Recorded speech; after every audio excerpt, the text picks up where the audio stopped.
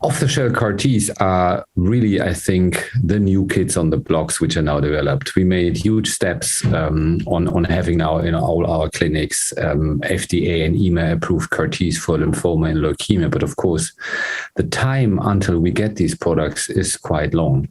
And sometimes for some patients, we cannot even generate these constructs. So this is a huge argument for developing CAR Ts, which you just have stored in your pharmacy, and huge progress is made. However, we are not yet there. I think one of the major limitations still remains how to create good persistence of these off-the-shelf CAR T cells.